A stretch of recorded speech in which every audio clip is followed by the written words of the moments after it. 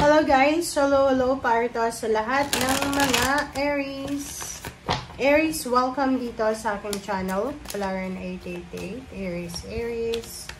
Tingnan natin Aries kung anong messages, vibration, gabay energy para sa inyong lahat. This is general reading. Please connect your intuition Aries sa mga baraha na lumalabas. Okay. Ang first card mo sa first deck is 5, Financial and Material Changes and Disruption. Aries, paki-comment sa comment section. Ang nakikita ko sa'yo dito, meron kang plano. Okay? Meron kang plano. It's either plano mong magpatayo ng bahay, it's either plano mong bumili ng sasakyan, mag-invest, magkaroon ng negosyo, magbakasyon, mag-travel, or kung ano man siya. Isa sa mga posibleng nangyari dito is hindi siya natuloy or posibleng hindi natuloy na disrupt yung plano mo. It's because of financial and material changes. So, pwedeng yung plano mo dati ay hindi na siya natuloy or hindi matutuloy because of walang pera or kulang yung pera. Okay. Or nawala ng pera. So, maybe you're planning to travel, yun nga, bumili ng sasakyan, magnegosyo. Tapos, unexpectedly, nawalan ka ng trabaho, yung parang na-layoff ka. Okay. So, sudden wealth, sinasabi ng baraha sa'yo dito na, isa sa mga posibleng magiging source of, like parang pag-asa mo dito is yung loto, casino, parang ganon. I will not advise na magsugal, di ba? Pero, may nakikita ko dito na isang Aries na nagsusugal siya. Mahilig talaga siyang magsugal. It's either nagsusugal siya online, or sa physical, or sa casino. Mag-iingat ka lang. Okay, i-clarify ko to kung mananalo ka ba talaga, or you're receiving sudden wealth because of this one. So, check natin. Bakit ba? Okay, check natin. Aries.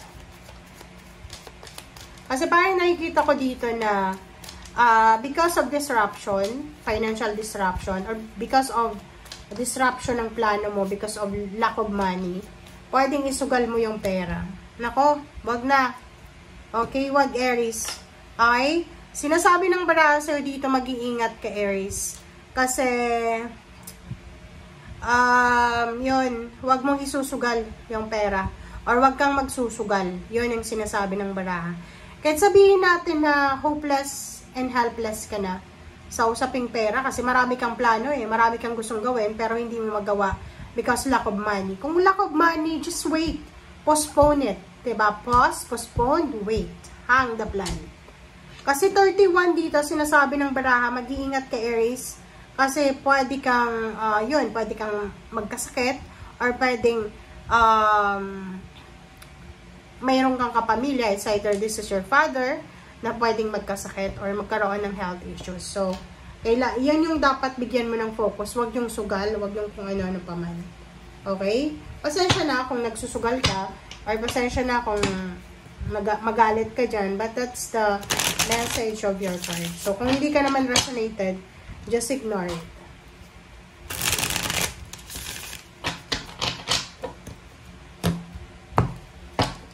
Okay, check natin. Two of Wands, High Priestess. This is your choice and option. Alright. Okay.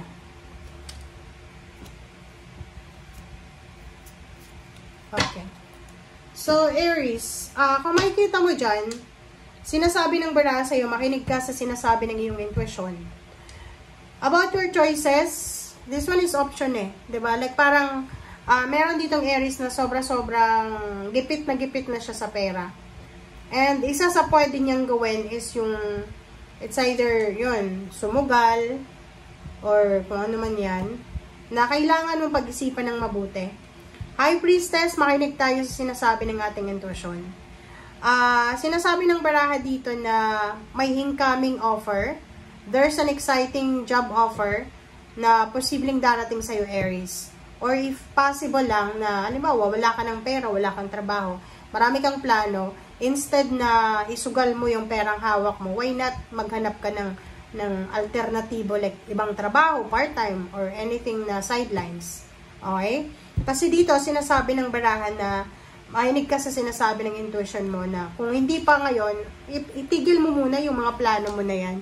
Kasi, may paparating sa'yo na trabaho, isang financial new beginnings, na pwedeng makatulong sa problema mo. So, yun yung dapat, solusyon dapat, long time or long-term solution, hindi yung band-aid solution lang. Kasi yung mga sugal na yan, band-aid solution yan eh, diba?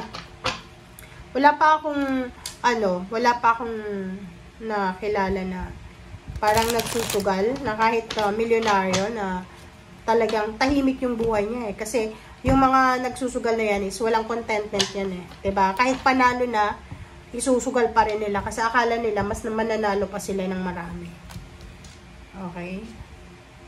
Ganon yung mga nagsusugal, diba? Kahit sa relationship, diba? Pag nagsusugal tayo sa relationship, panalo na yun, natalo pa. Okay, 2 of Wands. So, yun. Sinasabi ng baraha sa'yo dito. You have several choices, several options, several, kumbaga, yun, choices, option, na posibleng maging dahilan para maayos yung financial mong pamumuhay.